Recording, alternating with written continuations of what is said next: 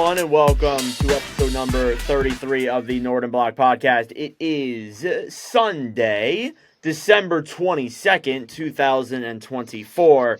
It is the holiday season, or, well, it's been the holiday season, but we're getting really close to the holiday season. I'm Nordic, joined with Leblock. How are you doing, Leblock? It's good. It is the eve of the eve of the eve of Christmas. It is the eve of the eve of Christmas. I agree. Yeah, All right. We have a bunch to talk about here. Honestly, a lot of trades.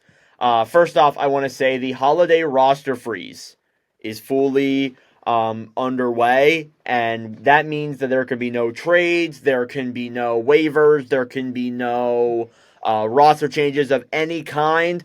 The rosters will stay as is for the entire break, which goes from Friday, December 20th to Friday, December 27th, and which is why we saw a bunch of trades happen between then and now. And by a bunch of trades, I mean exactly 3. We're going to start off with the Kaapo Kakko trade, which sent Kaapo Kakko to the Seattle Kraken. In exchange, the New York Rangers acquired defenseman Will Borgen, a 2025 third-round pick, and a 2025 sixth-round pick. So this is a second overall pick who did not work out that well with the Rangers and is getting a brand new change of scenery with the Seattle Kraken.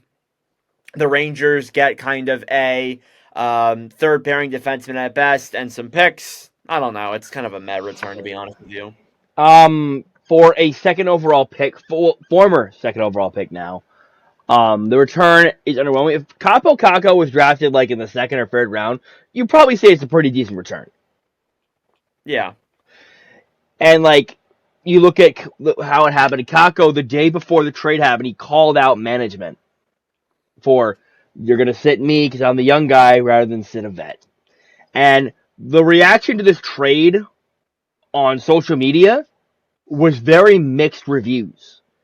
Some people said Rangers fans specifically, a lot of Rangers fans said, good riddance, he's gone. Other Rangers fans saying, how could you trade this guy? Yeah, I mean, there's two sides to the coin in my eyes. I think Kakko definitely needed to change the scenery, especially with those comments that we saw the day before he was dealt. It became pretty clear his time wasn't there. But again, like, you could argue that he never got time to develop in New York. Never had time. I don't know if you agree with that necessarily, but I feel like... I kind of do agree with that in a sense.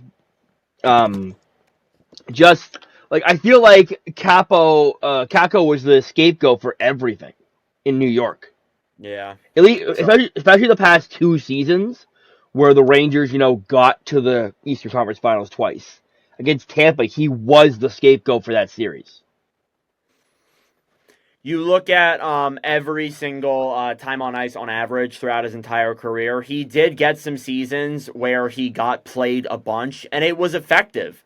In 22-23, he played about an average of 15 minutes and 18 seconds, which is his second highest, and he had 40 points in those 82 games. So with that amount of ice time, he finally showed that he could have been like maybe a 40-point go-getter, which it seems like his ceiling right now. But if you keep giving them that ice time, maybe he would grow on and improve from that. The following season did play only 61 games, but had 19 points, averaging 13 minutes of ice time. And then so far this year with the Rangers, he was averaging the same amount of ice time.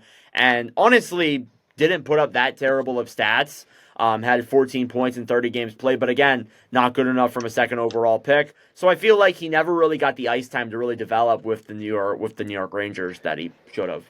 I agree with that. I also think that the Rangers didn't do a traditional rebuild. The Rangers did a rebuild where, like, hey, we're gonna pick a bunch of guys, then we're gonna sign a bunch of vets. We're gonna sign a bunch of vets and big time players to come in and lead the charge. And I really do think that really hindered Kakko's development. Like you said, his ceiling right now is probably a 40-point go-getter. We could be talking right now about the New York Rangers and Kakko being a 70-point guy right now. Yeah. And I want to say for Kako, his defensive numbers are ridiculous. He's a very good defensive forward in the NHL. His that analytics are off the charts. I really do think off ice analytics great. I really do think the Rangers kind of just fumbled the bag on his development, and this was probably you could tell Kako was frustrated, and I think it was just a good thing for both parties to split.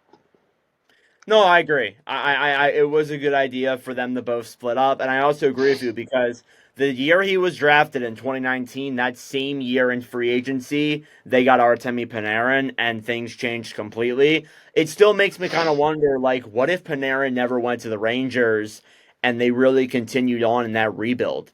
Like, I honestly think that we could be talking about a completely different Rangers team right now that has like a bright future for years to come. Like, they could be like and you might hate me saying this, but they could be like the Ottawa Senators right now and be in the spot that they're in possibly. And we could be saying, "Oh, their future is so mighty bright," and they could honestly be a part of those like four teams that we throw in there as like the brightest futures in the East. But instead, they're one of those teams where like they have like 2 more years, not even 2 more years of like being a contender. Yeah, like you look at the Rangers, like their core is old. I think we talked about the Rangers so much the past couple weeks on this pod. Yeah. Like you see the Rangers, it looks like a sinking ship. But for Kako, this is a great opportunity for him to show everybody that he was worth the second overall pick. Go to Seattle, get a better opportunity, get more ice time. Yeah, the Kraken don't have a lot of players like him either. Again, his defensive metrics are really good, and the Kraken have really struggled defensively. What's ironic though is that ever since Kako's come there, they're actually like 0-3. So maybe don't feed into that too much. The Kraken aren't that great of a team. I do want to talk about them a little bit later, but yeah, they're trending down right now if we were to do that. But yeah, overall, I think that the Kraken definitely win this deal at least as of right now. But we'll see how the deal transpires in the long term. The next trade that I wanted to talk about was a 1-for-1 deal with the Nashville Predators and the Montreal Canadiens, where the Nashville Predators acquired defenseman Justin Barron and the Montreal Canadiens acquired defenseman Alex Carrier. LeBlanc, this is not a big trade, but what were your thoughts on this one? I thought Montreal hit a home run. I'm not gonna lie to you. I really do think Carrier was a guy I thought Ottawa should have went out free agency last offseason. Just a good bottom sixer, good grit, good defensive numbers. Can provide you the offense when he needs to. And Yeah, you look I agree with you that. yeah, and you look at Barron. He's a younger kid. Was like a third pairing guy in Montreal, like in and out of the lineup. I think Nashville will do good. I think him going to Nashville will be good for him, but I don't really think he was worth. I think Carrier has way more value than Justin Barron. So I kind of think Montreal really wins this trade. From what I can read from it, it seemed like Montreal didn't really trust Barron. And Barron, ironically enough, I watched his last game in Montreal. He definitely looked like he played on the second pairing. Didn't look like again Montreal could really trust him. Montreal's bringing in somebody who they can trust in Carrier, who has great defensive metrics. Isn't maybe as offensive as Barron could possibly be, but I think they would rather someone like him back there. And who knows, maybe they could flip him for assets at the trade deadline. Like he's somebody that you could do that for sure. He only carries like a $3 million deal. As for Montreal, I think Barron brings like a kind of again he's young, and I think that for Nashville, they are known for developing really good defensemen and being like a defensive powerhouse. Maybe they can turn Barron's career around and kind of make him a better player. But yeah, it seems like right now Montreal wins this deal for sure. I do want to make a correction. I was thinking of William Carrier. Excuse me. Yeah, Yeah, no, I Alex was I was thinking of out. William Carrier. Sorry, Alex Carrier, right shot defenseman. Like good defensively, good defensive numbers. It's gonna get you still will provide offense when need be. But like I think Montreal really needs like solid guys who are good at defense, and that's what Carrier is. Yeah, I agree. I agree 100%. I think that, Montreal wins this deal. Right now. We'll see how it works out in the long term, though. The last trade is the most minor of them all. Defenseman Pierre Oliver Joseph was traded to the Anaheim Ducks. What am I saying? The Anaheim Ducks, the Pittsburgh Penguins, in exchange for nothing. Future considerations going back to the St. Louis Blues. This is pretty clear that honestly, uh, St. Louis, they get Cam Fowler. They have too many bodies on their blue line now, and they had to flip out one of them, and Joseph was just the odd man out. Kind of The, nuts. the Joseph brothers playing together. The dream is dead. Yeah. Did you That, see the post on Instagram, The Last Supper? That's yeah, kind of sad. I yeah. heard they were like doing like Winter Classic photo shoots together because they were going to play in the Winter Oh Classic together. yeah. That Yeah. like I get like it sucks, but it's also a business at the same time where it's like Yeah. Yeah. it's like sentimentally it sucks, but it is what it is. But Vio goes back to the Penguins where he's very familiar with that staff. So I think he just goes back to being, the in and out of the lineup, 7th, 6D. Yeah, it's kind of what he's really known for, to be honest. Has never played a full season. Even last year in Pittsburgh, only played 52 games. I think he dealt with injury though. So I don't know. I mean, we'll see where how he does with the Penguins, and maybe he's a fit, but I don't know. They seem to be rolling right now, to be honest with you. But yeah, those are the three trades that have happened. Couple signings and waiver terminations that I do want to go over as well. Keegan Colasar, I think, signed a 3-year, $2.5 million extension with the Vegas Golden Knights. We never actually talked about that in the last I podcast, but thought, I'll thought, bring it. thought, thought we did. I thought we went over that. We might have talked about that again. I'm sorry. I'm kind of, but yeah, Colasar, good fourth line guy. Braden Packel, this is the one that I meant to talk about. He has signed a 2-year, $1.87 million extension with the Calgary Flames. Good seventh defender, more or less. Nothing much else there. I don't know if he's actually played in the NHL this season. Let me take a look at this. Pascal? Pascal, yeah. He has played, 34 games in the Yeah. NHL this year, has 42 penalty minutes. So, yeah, Yeah, I'm pretty. definitely somebody who, Yeah, third pairing. pretty sure he played against Ottawa. So yeah, he's definitely played in the NHL this year. He also, technically, because he played one game with Vegas in their cup run, he's a Stanley Cup champion. That's crazy to me. That's That crazy is to me. kind of that is kind of crazy. And then the other one that I wanted to talk about, I don't know why I brought up Colasar, but Kevin He signed a 3-year entry-level contract. He is the first Chinese-born player to sign an NHL contract. He's killing it with the Niagara Ice Dogs right now. I'm really looking forward to seeing him. Yeah, he's I got to see him play this year live. He's what a steal from Winnipeg. Yeah, he's an absolute star. The Boston Bruins placed Tyler Johnson on unconditional waivers for a contract termination. It became pretty clear that when Johnson was there, it just wasn't going to work out. I mean, he was signed on a PTO, did good in the AHL, and I guess that he didn't really find a spot in the lineup after that. He only played 9 games. His last game with the Bruins was December 12th. So again, he found himself really out of the lineup. Yeah, it makes a lot of sense, but just sucks it couldn't work out. He was more or less the 13th forward. Yeah, it is what it is. You get a Um, young guy up there instead. I feel like it's good for the organization. yeah. Anthony Stolars is out 4 to 6 weeks with a knee injury, per Brad Treliving. Unfortunate news there. Stolars has been really good for the Maple Leafs this season. Sucks to lose him, but I think they'll be okay. They have some good defensive options or goalie options there, and in Wall and Matt Murray, who actually came back this past week and won a game. It was against Buffalo, but he did win it. So Yeah, we know with Stolar's out, your other podcast host Jack is in shambles. Uh, yeah, when we told him that he was pretty heartbroken. yeah, Stolar's has been one of the best goalies this year. I'm not afraid to say that on this pod. But Wall has been good. Wall's been good. But here's the thing: Wall is also injury prone, and that's where you get a little you get a little not worried, but it's like the law where it's like what can go wrong will go wrong. Yes, I agree with that.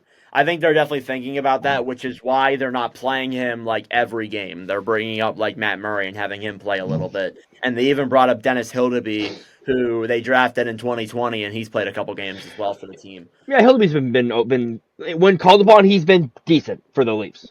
Yeah, I think you're asking a lot from a young kid though, like him. So I think he's been good for what you're asking from him. Matt Murray, G1.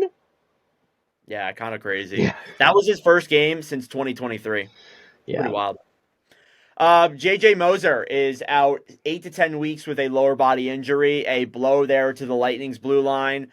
You know that Nazem Kadri goal where he basically jumped over a Lightning player? That was Moser, and that was the injury that came from it. So very unfortunate there for someone like him. Good third pairing defender he was in Tampa Bay. So, okay. Two more things, and it's arguably the two biggest things that are going on right now. The first one is about Matt Rempe, who has been suspended for 8 games due to a boarding/elbowing play on Dallas Stars defenseman Miro Heiskanen. Before I give my thoughts, because everybody knows my thoughts at this point, LeBlanc, what do you think about this suspension? I have a stat here. Oh. I have to pull it up real quick. Just give me 2 seconds. So I am going to say this. It is the longest suspension on this podcast history, which isn't very hard. This podcast has only been around for a year. But it is the longest suspension since Tom Wilson's 20-game suspension in 2018-2019. So, yeah, it is a pretty hefty suspension. Leblanc, you have the stat? I am finding it right now. Just give me. It was something about Rempe's ice time, and Oh, Rempe's ice time? I can do yeah. that for you. It was like Rempe. It was like Rempe has played what? Like, how many career games has he played? Sorry, I think 22. So he has 22 career games played. He's never averaged more than 12 minutes a night in those games. He has a career now of 12 games suspended. That's actually insane. Like, Yeah, I'm looking through all of his things here. He's only had literally only one instance in his entire career where he's played more than 10 minutes. yeah. That's So, insane. like, Oh my God. I'm gonna give you my thoughts on this. I think, like, I know you made a video, and I saw your reaction, your video. You made a video saying how Rempe back then was good for the league, and how it was before he was making those dirty hits, before he was being just an absolute just goon and a scumbag. Yeah. I did like the Miro hit, like that's not hockey. That's not hockey. No. He goes for the head, he leaves his feet, he jumps just to get head contact, and like I get making a hit. That if it's making a hit, there's an intent to injure. This is an intent to injure, and Rempe, like he knows what he's doing. There are better ways to hit Heiskanen on that play. You don't need to put your arm directly into his head. Like you don't need to do that. And I have seen so many Rangers fans, not Oh just yeah, Rangers fans, but so many people. Either it's like the thing with that the one criminal who is in jail right now for shooting that CEO or whatever. And they're either saying, "Oh my God, he's so hot." I'm like, "Oh my God, shut up." And I'm talking about Rempe, not the yeah. But yeah, it's the same goer. Like, oh my god, like Rempe, like it's such a travesty. Oh, Travesty. it's fine because he's hot. And then the other thing is too is that he's so tall. How are you? How are you? Yeah, you can't blame a kid for him being so tall. There are literally dozens of other players who are taller than Matt Rempe who have played Chara. hundreds of more games, even thousands of more games than Rempe has, and they never had this issue. And Chara is the biggest example of that. Like, yes, Chara had his controversies, like the Pacioretty Pacioretty. Yeah. ago. But apart from that, like that's really it. Like Chara, yes, he had his moments, but he was never like a controversial player like Rempe is at his height. And Rempe has like 3 of those Pacioretty hits at this point in Yeah. his career. Like you look at a guy like Lawson Krause, he's 6'8". Like Yeah, never incredible. I've never heard anything about Lawson Krause being a dirty player.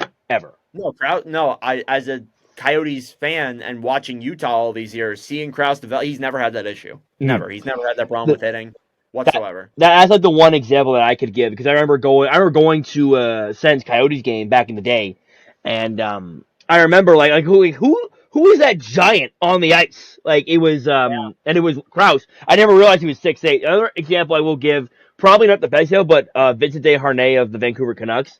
He can be dirty, but he's not going out there intentionally injuring people.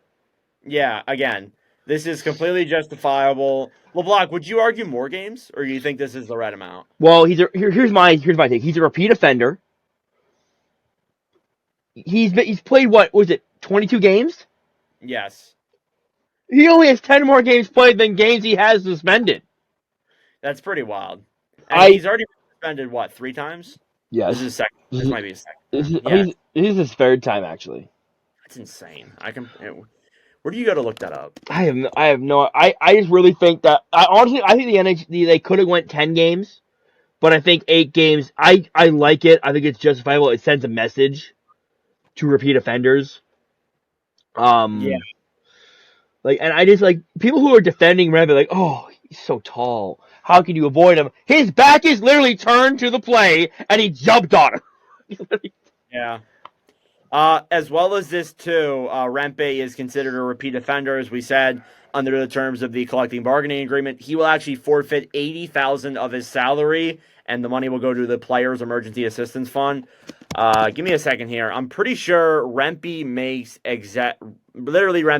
820K. He literally just lost, like, I think That's 10%. 5% of his That paycheck. yeah, that's like 5% of his salary. Yeah. Yeah, kind Like of it crazy. and like I'm glad the money at least goes to something good for the players.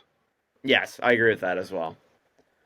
But yeah, overall, just Rempe, very dirty player. We do not condone anything that he does ever. I'm sure Yeah. this will be the last time we talk about him, but yeah, But very dirty. I want to say the Rangers only bring him up when they need grit. Like the Rangers Yeah, don't like Rebbe's not a regular. He gets called up with like, you know what? We need to make a statement. he gets caught up to hit It's people. like Like, that's what it is. Rebbe, kill him. Like that's literally what he gets called up for. Well, I feel like sometimes, like, the Rangers will get pushed around a lot in games, Mm-hmm. and they'll be like, this is not okay. And their solution to that is instead of going out and getting, like, a player who will fight for you, you get a completely dirty player in Matt Rempe who loses every fight. So yeah, I don't really understand, but yeah, Rempe out 8 games. I'm sure this will be the last time we talk about Who them. would you say is more of a dirty player, Matt Rempe or Arbor Jackeye? I would probably go Rempe. Yeah, I would go Rempe too. That Um, guy, at least, at least he's playing regularly in the NHL, even yeah, though we may agree with that. Rempe's not. yeah. So I would also say this. Jackeye at least tries to make hockey plays. He's not going out there just intentionally like just going after headshots. Like he's a player who plays hockey but also has it as the edge. Like you always talk about playing with that edge to them. A lot of players have the edge they play with. And I feel yeah, like Rempe's edge is like the biggest edge I've ever seen in my life. that'll get taken out of context. Yes. Yeah, for sure. All right, let's move into the last thing here before we get into the other things we need to talk about today. This has been something that has been making the media headlines literally all week. The Elias Pettersson versus JT Miller situation. There's numerous interviews, there's numerous comments from both players. The Canucks this past week just went 1-1-2, losing games to Ottawa, Vancouver, and I forget the other team they lost to. I can't. But how do they play Vancouver if they're on Or they Vancouver? lost to Utah Ottawa. Vegas is what I meant to say, not Vancouver. and Utah. And Utah. Yeah, they blew that lead to Utah. That's right. Mm-hmm. Which is, by the way, on like a 9 game point. Anyways. So, yeah, basically what's going on between them and Miller, we don't really know, essentially. But what we know is that they don't like each other. There's some beef there, and it's made a lot of headlines this past Yeah, week. I got a few things to say about this. First of all, I want to say that teammates around the Canucks and even Rick Tocchet kind of alluded to like he's saying like yes, this is going on, and both players like no, we're fine. There's nothing going on, which is Yeah, that's the other thing. Like it's very contradicting. Like you're seeing again, like yeah, you're seeing players on the team say that yeah, something's brewing there, and the players are like, no, this is fine. Like that's not a great look, and honestly. I'm gonna say this like multiple players on other teams who play with each other don't like each other. This isn't a new thing, but here's the thing: when you're winning games, I think that shit doesn't matter at that point. It's when you're losing where it gets amplified. when you're like Vancouver and you are like teetering on a playoff On spot. missing the playoffs. You're teetering on like missing the playoffs at this point. Yeah, because Leblock, as of the recording of this podcast, they are in a wild card spot, but they have two teams that are literally a point behind them, and the team in the wild card too is tied with them. And they're only, I think if I read that right, they're 4 points behind the Kings for third in the Pacific. So, yeah, like really, they're like not playing as good as they should be. They need to improve, and seeing that, like seeing with how they've been, like it causes rifts between some players, and things like this really show when you're Yeah, losing. and I get for the individuals themselves involved in this, they don't want to bring this out into the media, and I get that from a player's standpoint. At the same time, is when the organization is telling you, hey, you need to squash this now. I wonder what it is. Like I wonder like really what is the argument here, because you're on a hockey team. It cannot be like that bad to where I it's mean, really affecting the job. I've seen my team go through a similar situation where Hoffman and Carlson could not stand each other. Okay, then one of them needs to leave. Yes, and that's why you're seeing Miller and Pedersen trade rumors just like spiral out of control right now. Yeah, it is. This is what happens when things like this somehow get out into the media. Like the media has eaten this alive. Like they have really like taken this and rode with it. And even they're getting pissed off when asking about it. Like Pedersen last night, when asked about it, it's like there's nothing there, yada yada. And there's like, is it distracting? Like it's like oh, he's like like he's thrown out of his post game press conference last night because of the Miller questions. Miller was also, well, they were both asked to speak last night, and Miller didn't speak, but Pedersen did. And as you said, Pedersen stormed out. So again, like the media love to spin this around and spin this into a story. And I think I'm gonna be honest, like I feel like they're blowing it Out of way proportion. out of proportion, like way out of I proportion. do want to say though, in Vancouver you think Toronto is harsh. Vancouver, I know it's not under the big microscope, but the Vancouver local media is just ruthless. Like the Canucks have even called radio stations in the past saying, "Hey, could you like tone it down?" That's how Yeah, yeah. like Vancouver media is cutthroat. So I get and Miller not speaking last night. I kind of I think I know. I don't want to say I know like I know why, but like Miller had a play last night in overtime where he just didn't back check at all, and that ended up being the game winner in the game. So Yeah. maybe that's why he didn't want to go. But like even today, Miller's like, hey, I can go get Petey myself, and we can do the interview together right now. Yeah, like I Yeah, mean, again, like they may not show it like in the public, but again, yeah, behind closed doors, it's yeah. probably I going don't on. want to speculate what it is, but it's probably a personal issue. It has to be. Like I can't see what else it would be. Like I really can't think of anything else that would like be this insane. Like it has to be something personal between these two. Otherwise, they need to just put their differences aside, play as a team, play together, and just ride it out. Like again, we've seen these issues with Miller before, but I don't know. You know, So Miller's kind of a moody player. now I'm gonna ask you a question, All right, and this is gonna make people angry. But hypothetically, if either of these two were to move, which one do you think is most likely? Miller, Yeah, it's probably Miller. because like you just signed Pedersen, Yes. but you and Pedersen is like I don't know. Pedersen is like way younger than Miller. I think he's got to be at least 6 years younger than Miller. Yeah, so for context, Pedersen is 26 years old, Miller is 31.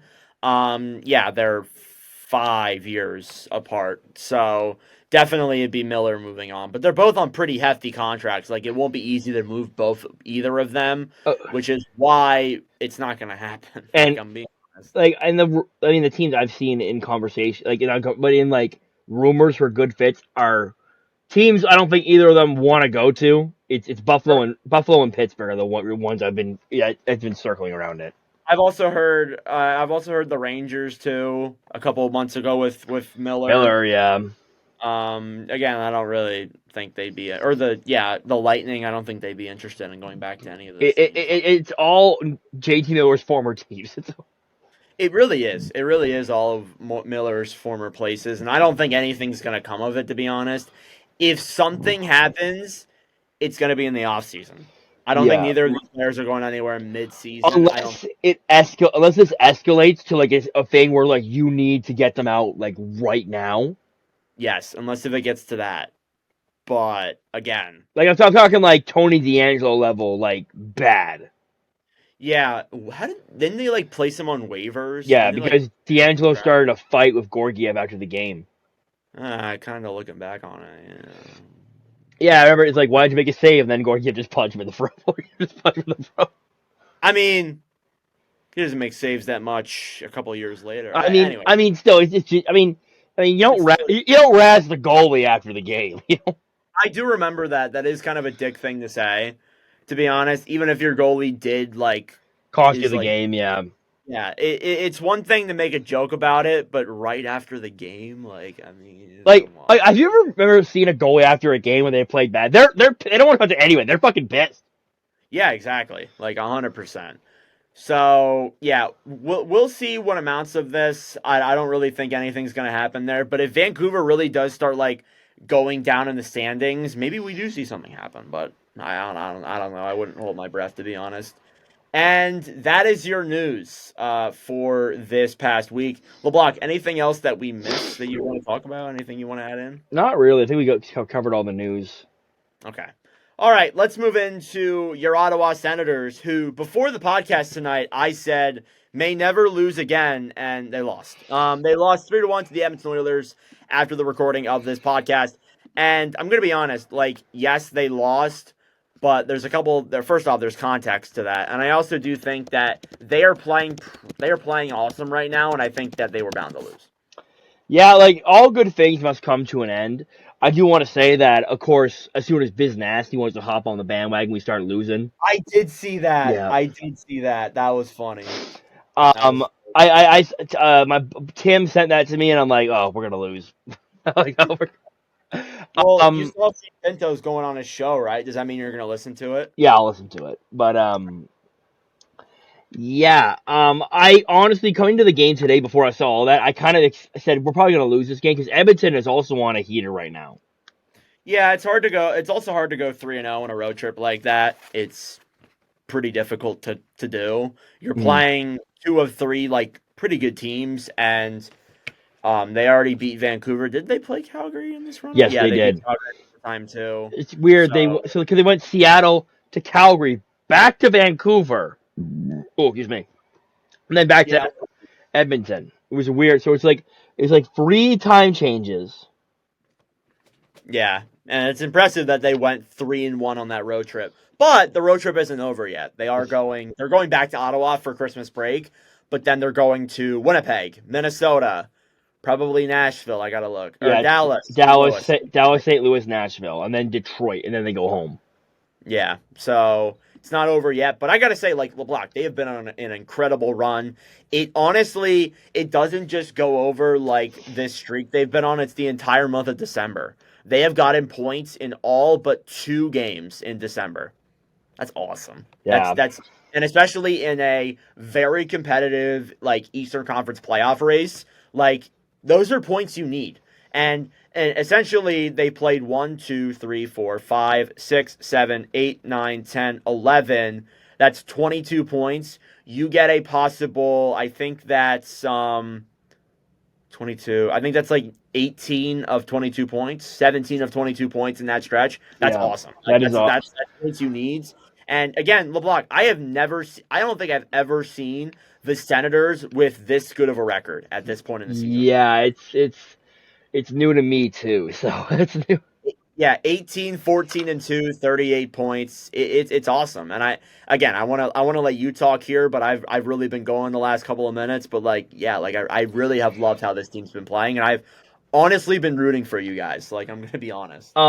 It's so like it started with the was it the Anaheim win or the Carolina win? I'm trying to think. I would argue that Carolina win. The Anaheim win is, it's Anaheim. Yeah, Carolina went on the road, shut them out. And then Carolina win on the road, awesome. Go back to Pittsburgh, go back to Ottawa to beat Pittsburgh in overtime. Beat Anaheim 5-1. Go on the road to Seattle, shut them out. It's Calgary beat them in overtime after a controversial call, and then go to Vancouver, and those are not easy environments to win in. So Yeah, yeah, it's great to see. Allmark's been on fire this entire stretch. absolutely unbelievable. And then he got hurt. He's one of the main reasons he got hurt tonight. Apparently Green said in the presser it was his back, it tightened up. So hopefully we get massage season on his back, and Thankfully, this is the last game before the break, yes, so he gets some time to rest, and you're gonna know what his injury really is.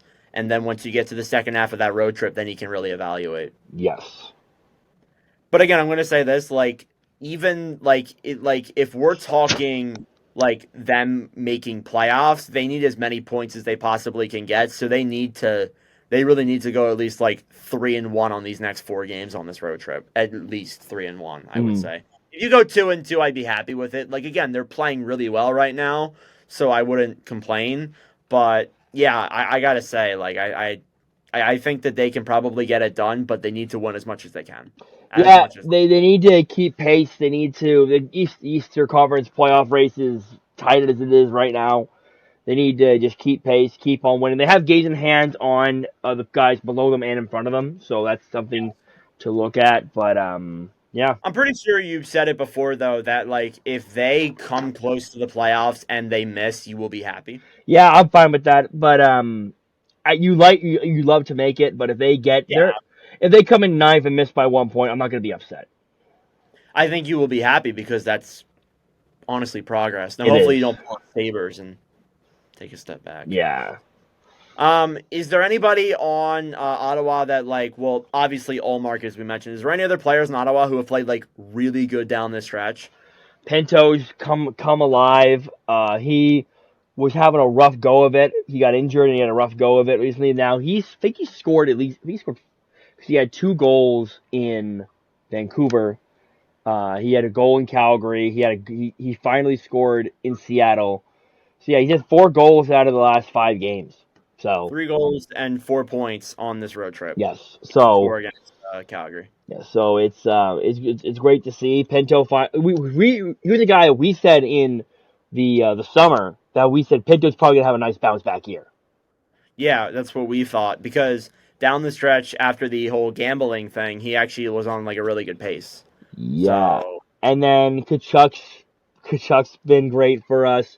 Shabbat and Jensen all year have been one of the best pairings in the NHL. yeah, they have collectively like Shibata's a plus. I mean, plus minus is one thing, but they have a plus 14 and a plus 17. They have both been really good. What about Jake Sanderson? I've heard this year's been a little bit Sanderson, slow so for him. Tonight Sanderson wasn't great. But like on the road trip, he's been decent. He hasn't been bad, but he hasn't been like great. But this also is the fact that Artem Zub has been out since November 16th. Yes, He's playing with Travis Hamonic, and like midway through the game tonight, he was playing with Shabbat. Like that's how dire it is on defense right now. I will say the defense core still is a work in progress, they need another piece. I feel like. which they're getting next season when Yakimchuk comes over. You think Yakimchuk's going to come over that fast? Yeah, well, he almost made the team out of camp this year. He did. That's true, actually. Yeah, I think that Ottawa overall is in a really good spot. LeBlanc, ideally though, on this road trip, they have 5 more games left on the road. What do you think their record needs to be coming out of that? I would like to see them with a you like to see them win them all, right? But like you realistically, your goal this is probably the toughest stretch you're gonna have this season. You got Winnipeg, first in the league, first in the West. You have Minnesota, second in the West. You have Dallas, no joke. You have St. Louis, who's playing better recently, and then you have Detroit. So Yeah, it definitely that like Western Coast road trip, like it's going to be a struggle. Then things get easier because then you have Detroit, Buffalo, and then Pittsburgh. Like those are 3 winnable games right yeah, there. so like I would like to see them on this 5 game stretch. I would like to see at least at the latest like 2-2-1. Okay. Okay. Yeah, I can. Yeah, I agree with that for sure. Okay. Let's transition from the Ottawa Senators. Unless you have anything else. Yeah, you want to say like Sorry. going to those margins isn't easy. So if you get like if you lose the next two games to Minnesota and Winnipeg, that's not a big deal. It's the three down the stretch that are the big deal. Yeah. Sorry about that. All right. Let's transition from Ottawa, which is a team that is trending up. I would argue they're one of the teams that is trending up the most for us. Let's talk about some teams that are trending up and trending down currently. Starting off with trending up, the Florida Panthers 4-0 this week. They have been Yeah, awesome. They beat Edmonton, one of the teams that again you guys lost to, and Florida beat them. They beat Tampa in the Battle of Florida. They scored two shorthanded goals in 42 seconds this past week in Jesus. that game. It's pretty wild.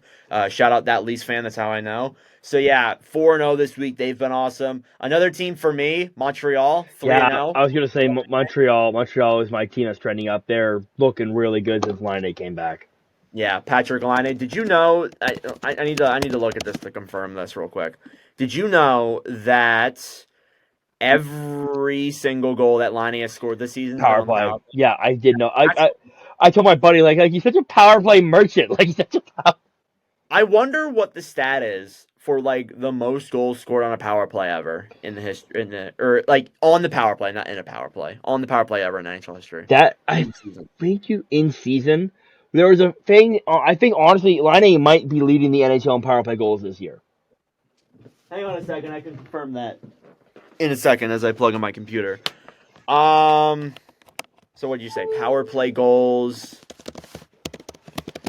He's like tied for second. Yeah, I I think. feel like he's going to be leading the league in power play goals this season though, if he doesn't get hurt again. Yeah, yeah, he's tied for second in power play goals in 9 games played. That's pretty unreal.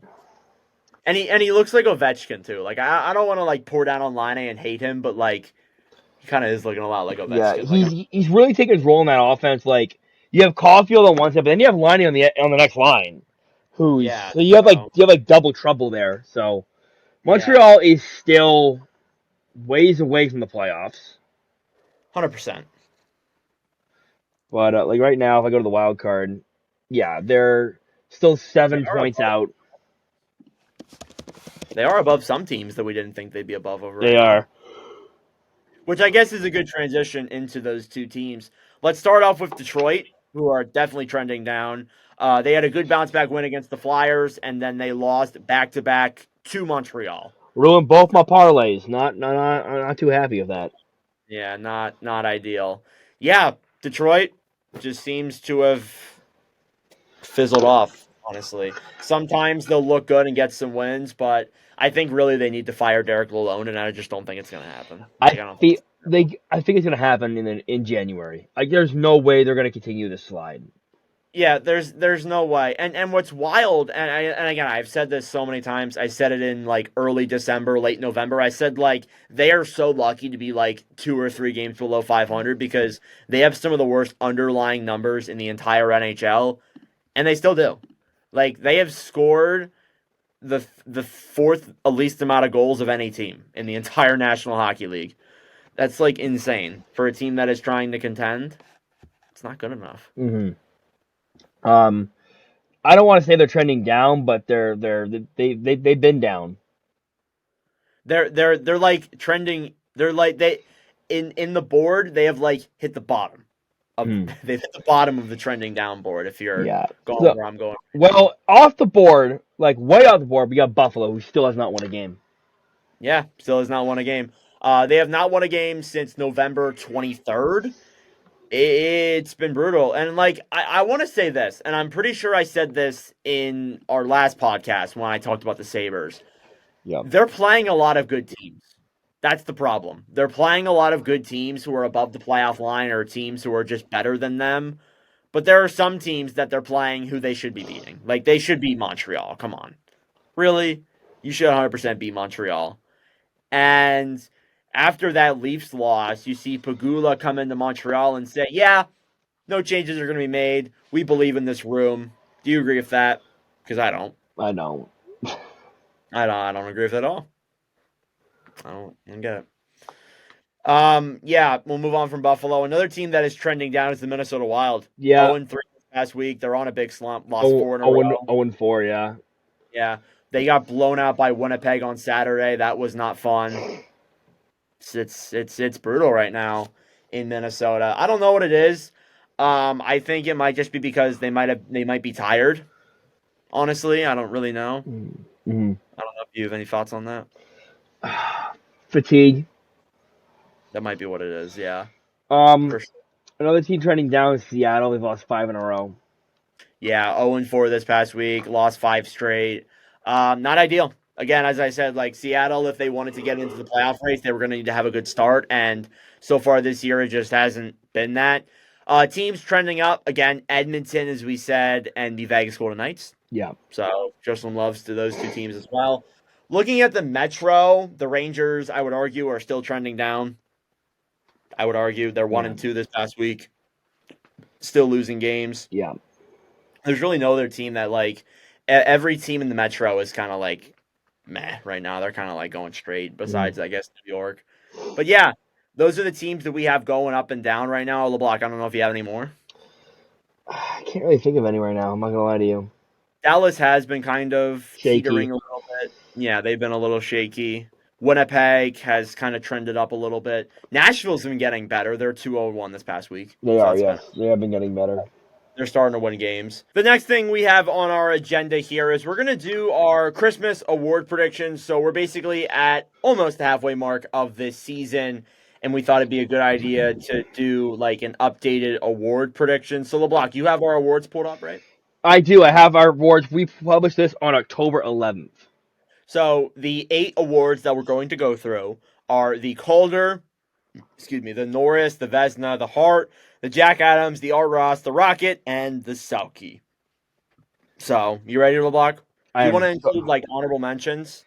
We can include honorable mentions. Yeah, we'll do one HM if it tickles your fancy. So Okay. All right. Let's start off with the Calder Trophy. I think it's Mitchkov. I think it's Mitchkov. I think I'm gonna give a shout out to Celebrini. He's making it real. He's making it closer than it has to be though. Yeah. Yeah, I'll go Mitchkov as well. I mean, I'm gonna throw just because you didn't. I'm gonna throw an honorable mention to Lane Hudson, who picked up his first NHL goal recently.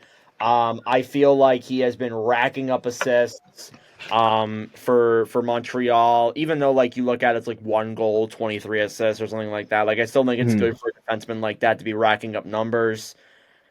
It's good. I think it's still good for sure. Definitely an honorable mention for me. It's impressive what he's doing, and hopefully that guy on TikTok doesn't get mad at me. All right, next up, Norris Trophy. Quinn Hughes. I'm also going Quinn Hughes. Honorable mention though.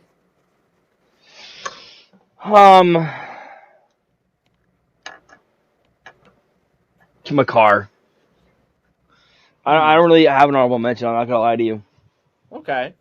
Yeah, I'll go Makar as well. I think Makar definitely should be an honorable mention. Quinn Hughes, like 2 straight Norrises, if he can pull this off, that's pretty impressive. Vezina Trophy up next. I'm gonna go with. I don't know. Like I feel like it's kind of close. It's kind of not. Like I feel like there's a few goalies you could go with. That's not. I'm gonna go with Connor Hellebuck.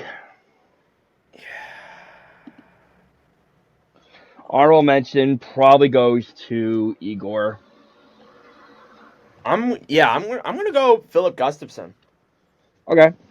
I think he has been like he has really performed better than expected this year, and has been a big part of why the Wild have been good. Honorable mention though to Hellebuck for sure is my other guy that I'm gonna go with. So you give an honorable mention to Shesterkin? Yeah. Okay. All right. Let's save the Hart for last. Let's do Jack Adams up next. Jack Adams. I know who I'm going with. Do you give it out to John Hines? Spencer Carberry.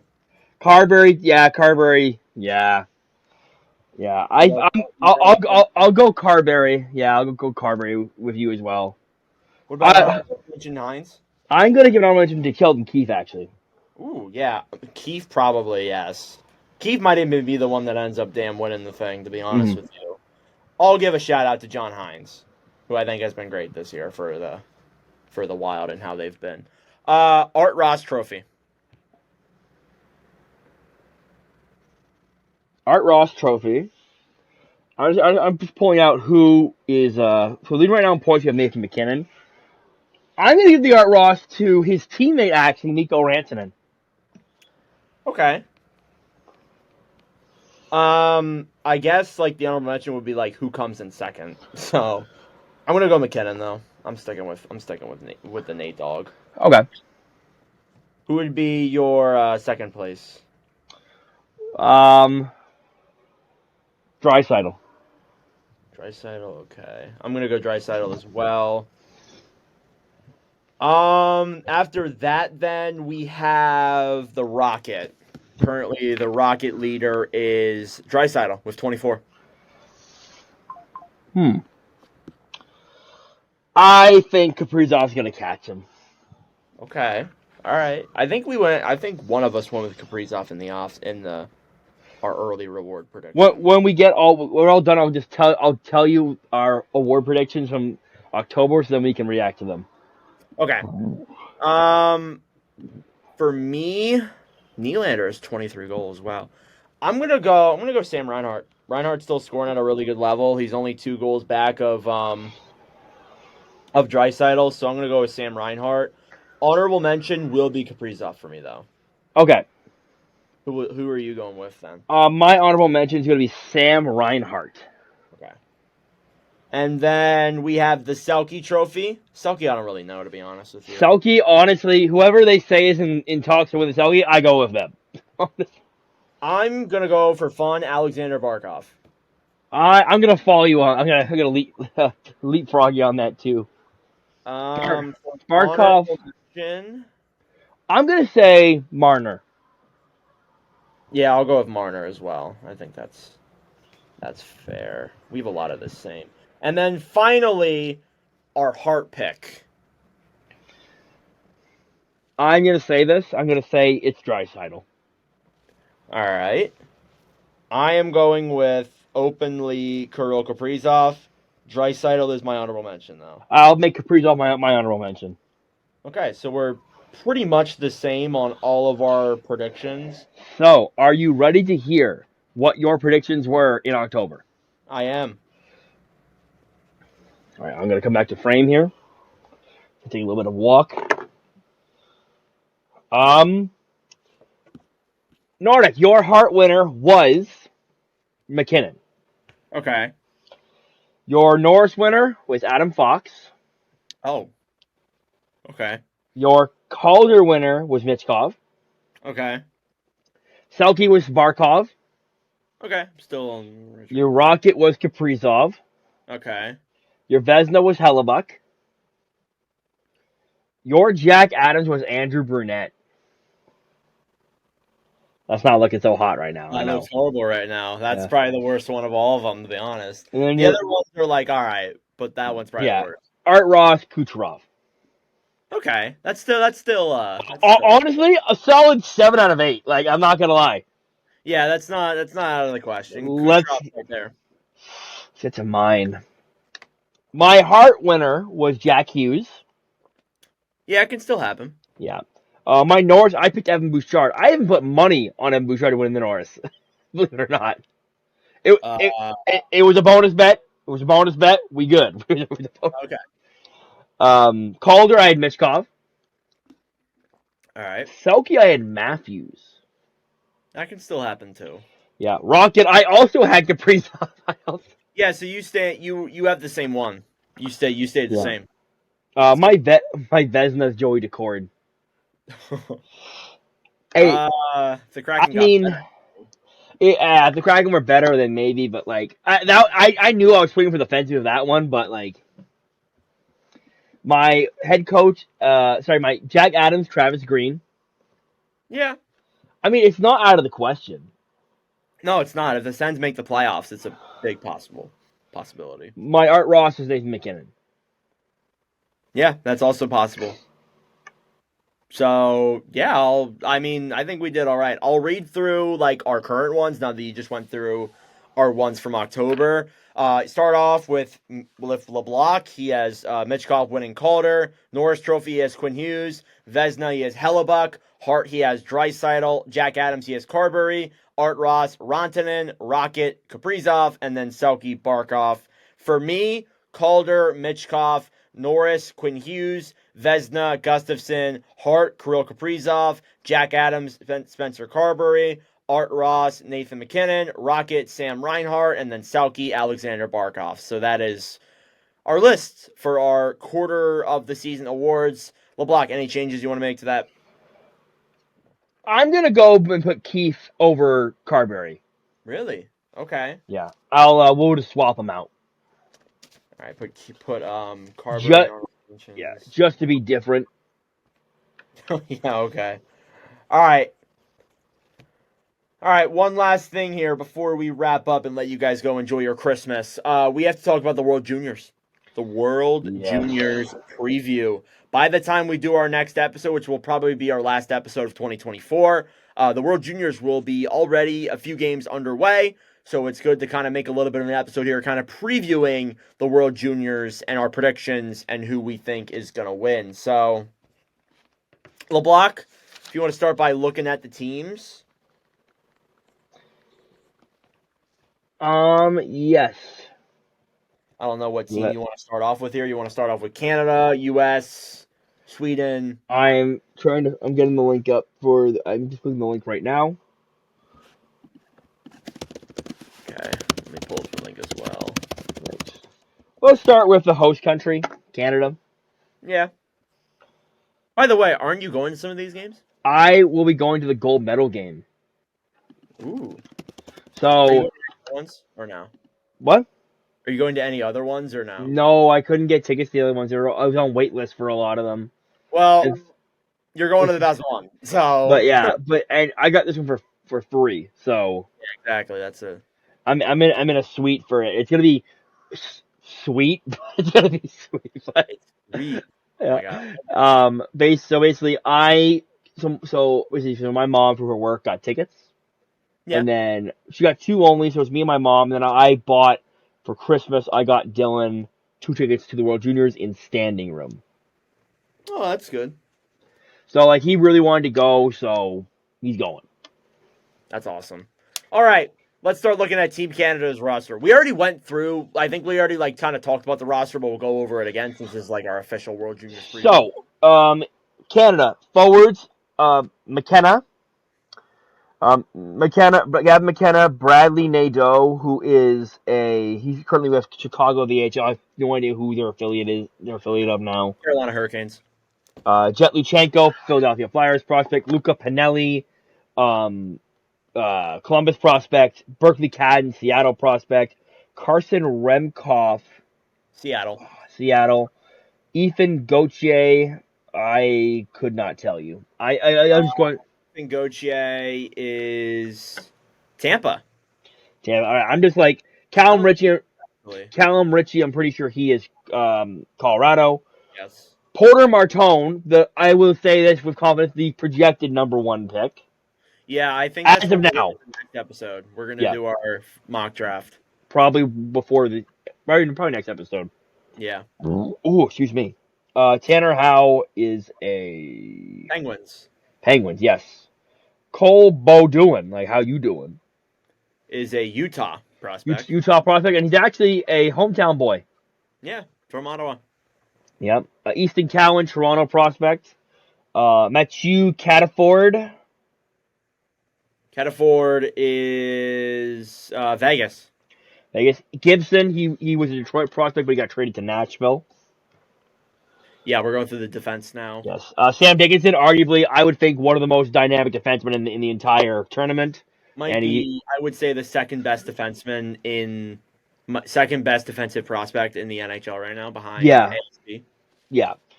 San Jose prospect. Caden Price.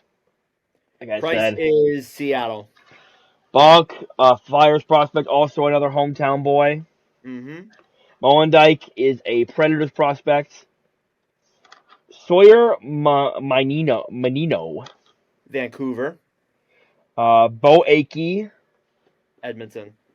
and then Matthew Schaefer is a draft eligible player in this upcoming draft. With the Arguably the best defenseman yeah, coming up in the draft. and then the goalies we have Jack Ivankovic. 2025 prospect, I Yep, believe. yeah, Carter George, L.A., and then Carson Bjarnson. Philadelphia. So yeah, I think that this is a very good team, but I will say this: they are missing some players that I would have on this roster. We've talked about them the last couple of episodes, but again, I think it's a good team. Mm-hmm. You want to move into the USA now? USA. We'll probably only go over the big four teams. I don't think we're going to go over any of the. Or do you want to go over the other teams? Let's add Czechia in there because Czechia Okay. always feels disrespected. All All right. right, let's say USA. Teddy Stiga, Nashville prospect. Brandon Sabota. San Jose, Ryan Leonard, Capitals. Kerry Terrence. Anaheim, Oliver Moore, Chicago. James Hagens, draft eligible this upcoming year. Danny Nilsson. Islanders. I figured that was an Islanders prospect. Trevor Connolly, Vegas. Joe Willis. Joe Willis is Nashville. He just scored his first NHL goal the other day. Nice. Max Plant, Detroit. Austin Bernovic. Bernovic is Anaheim. Gabe Perreault, Rangers. Cole Eiserman, Islanders. Brody Zimmer. Is that Minnesota? Buffalo? Okay. Logan Hensler, draft eligible this upcoming draft. Drew Fortescue. I'm not good with names. Fortesk. Fortesque. New York Rangers. Adam Kleber. Kleber is. Why don't I see him on here? Kleber. Paul Fisher, Hensler, Hudson, Neenan, Raff. Is he a forward or a defenseman? He's a defenseman. Hang on a second. He's not on my thing here. Oh, yeah, Adam Kleber. Yeah, he's not on the... What the hell? He's not on the roster that I'm looking at. Adam Kleber is a prospect for... I think he may be draft eligible. It'll load. Yeah, Sabres. Sabres. Aram Mintonen. Mintonen is Dallas. And then Paul Fisher. Fisher is Edmonton. Cole Hudson is Washington.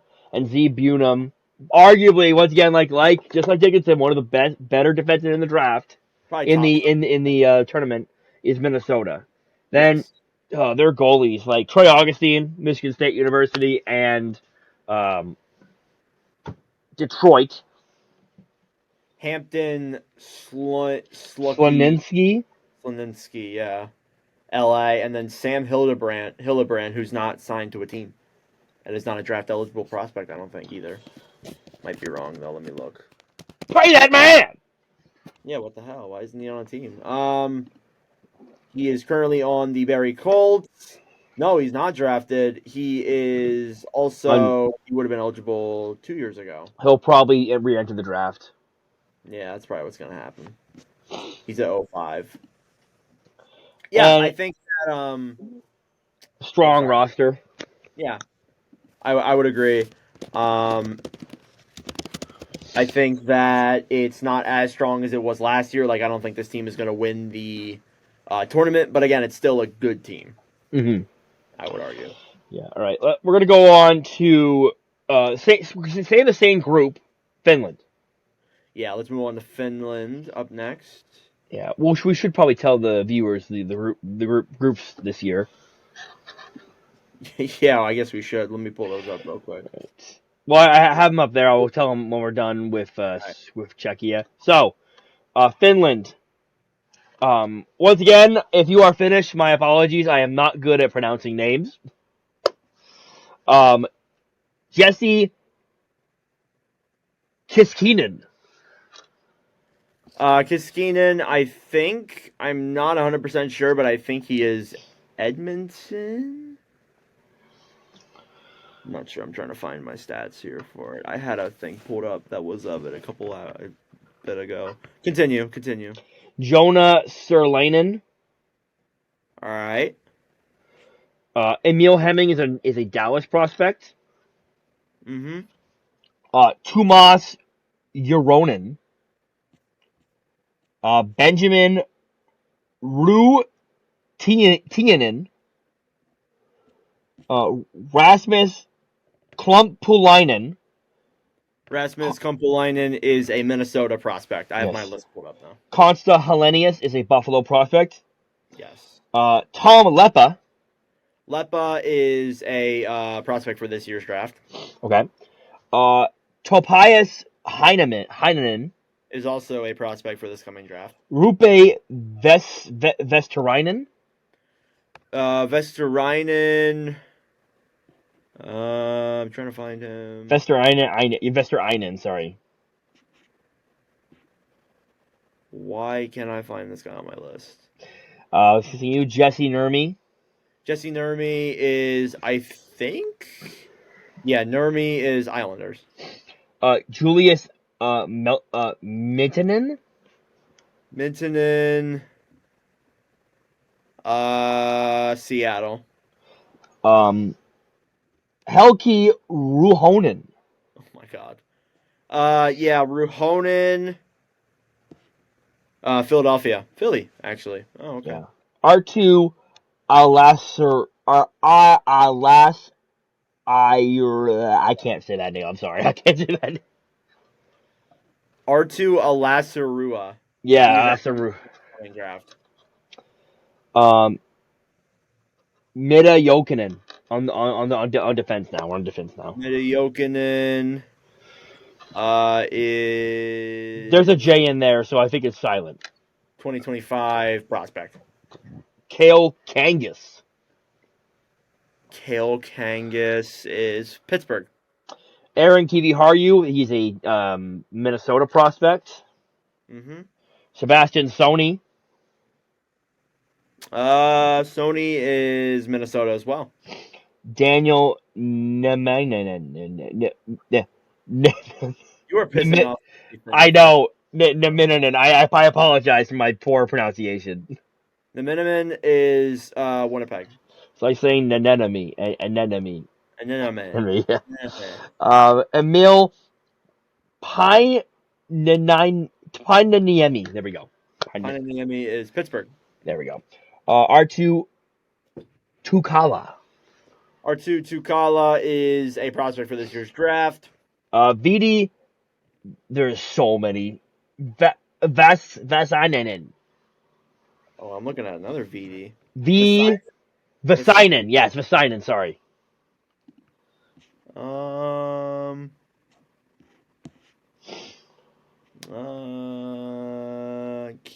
He's not on my list. Okay. Keep going. Goaltenders. Tim Sarainen. Seattle. Peter Rimpinen. New Jersey. Noah Valley. Seattle as well. All right. Obviously, Finland is always a team where it's like the roster it's not that familiar with, but it's always a team that surprises us at the World Juniors. Yeah, it always is. There's been years where Finland has just randomly been in the final. Yeah, I'm not putting it past them. Honestly. Yeah, I'm not sleeping on Finland because like the Finns. I always say this: the Finns are probably out of the big four teams. The Finns are probably always like the weakest of the big four, but they always produce solid NHLers and they always surprise us with their young talent. Yep. Go to the other group now. So just for reference here, Group A in this year's World Juniors is Finland, Canada, Germany, the United States, and Latvia. Yep, they're in the same. U.S. is in the same group. That's gonna be weird. That will be weird. I agree. Yeah. Group B is Czechia, Slovakia, Sweden, Switzerland, Kazakhstan. Now we're gonna go through Sweden. Sweden and Czechia, and then we'll wrap up. All right, I'm ready. I'm trying to click on it. It's loading. I am prepared. Today's Nordic Leblock is brought to you by no one. Yeah, nobody. Sweden, Zeb Forsfalja.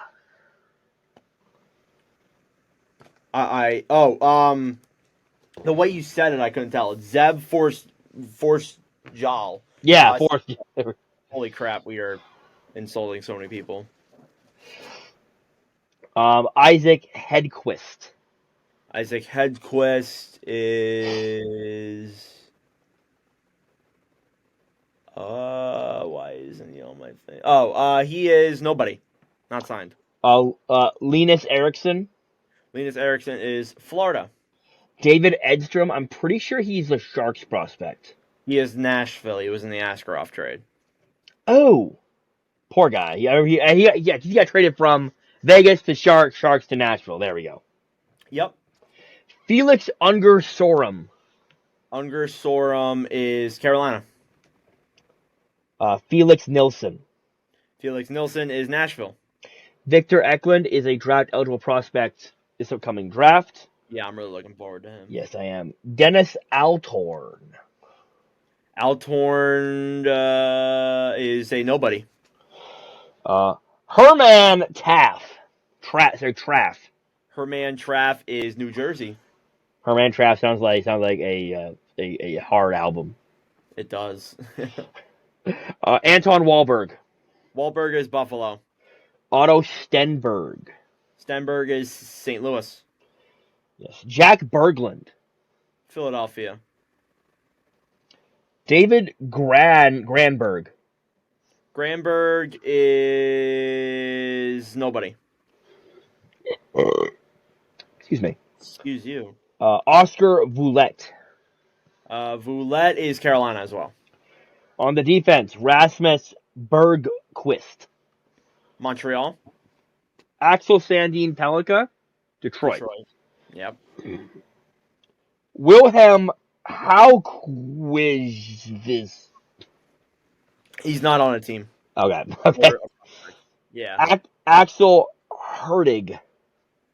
Herdig is Calgary. Viggo Gustafsson. Nashville.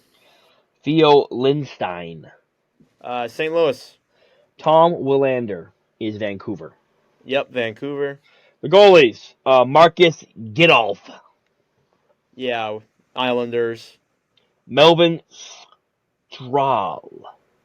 Yeah, Columbus. Melker Phelan. Utah. Okay.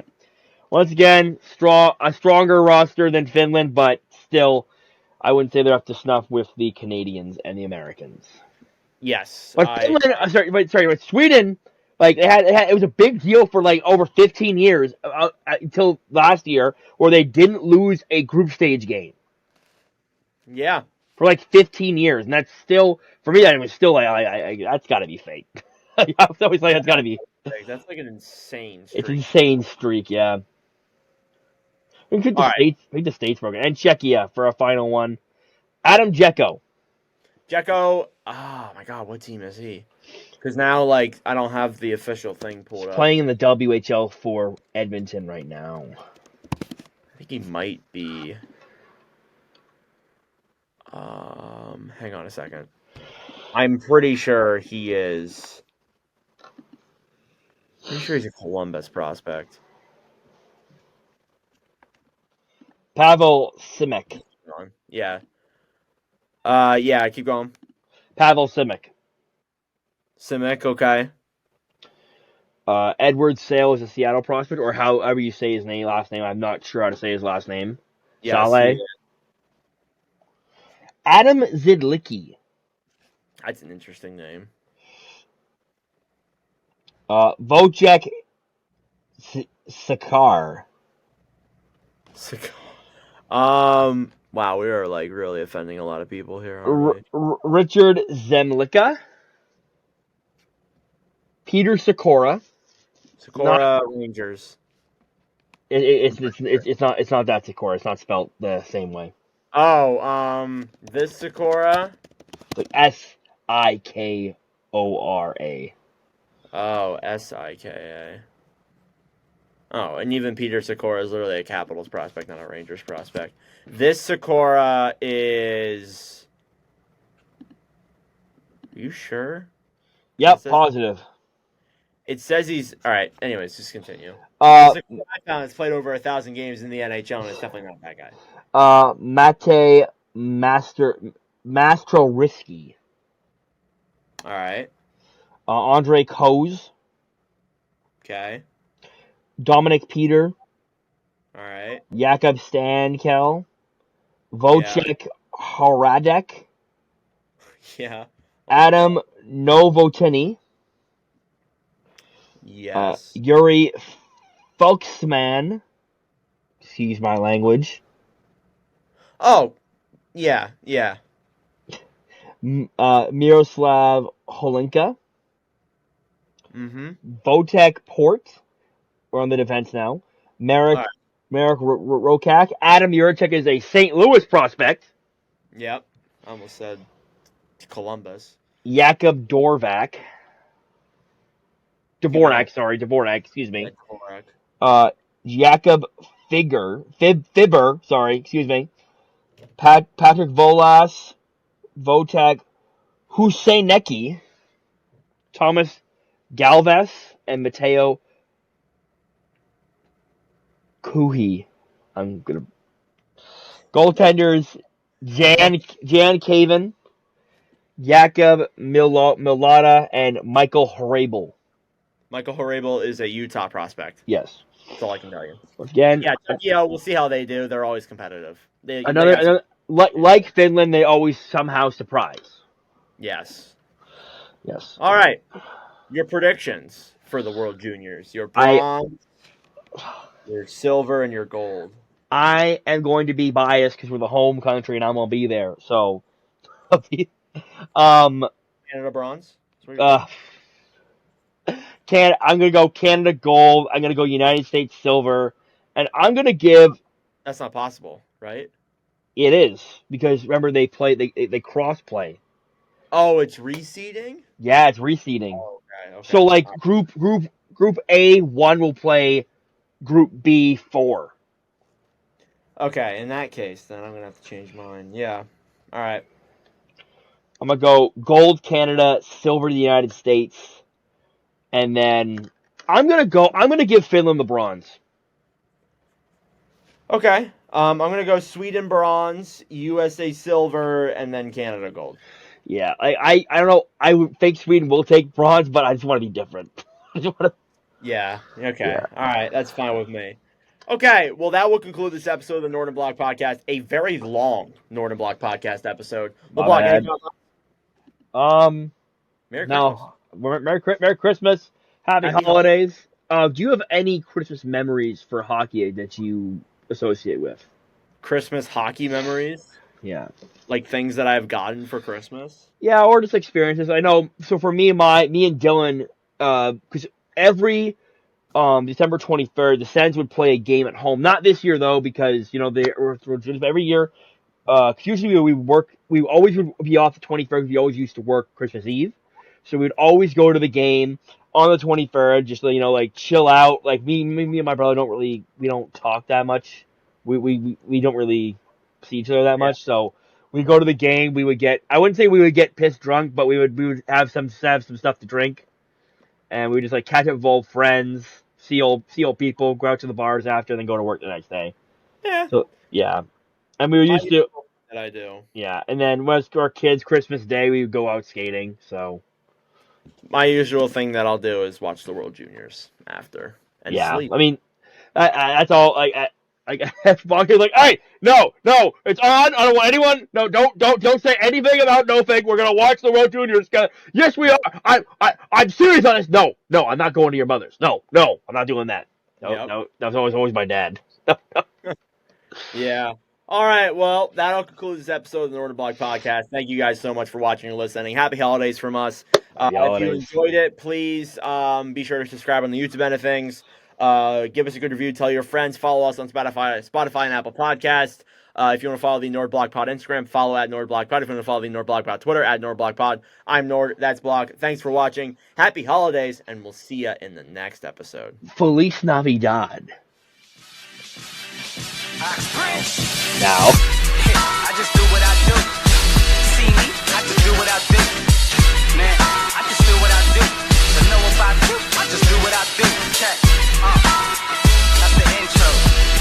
See that? Yeah. I just do what I do. See me? I just do what I do. Yo, check. Let me flip this script. I feel privileged for all who can witness this. I am close to divine. Know the moment is mine, need an omen or sign. I sprint. Providing a back sound to all the squares that ask around. Be getting it. My skills pay me. Trying to get a million, baby, with an adopted flow that God gave me. Me now. Tell whoever runners that they spot is temporary till I take it as mine. I'm selfish. Your will. Tell Miss I'm on my wealth tip. So when we cash out soon, I'm just investing. Hey, no yes men. I've been a legend since before mom and dad had me and was best friends. I chew through comp, don't test them. I chew on tracks, cause after that I bless them. I just do what I do. You see me? I just do what I do. I just do what I do. I don't know about you. I just do what I do. Check. I just do what I do.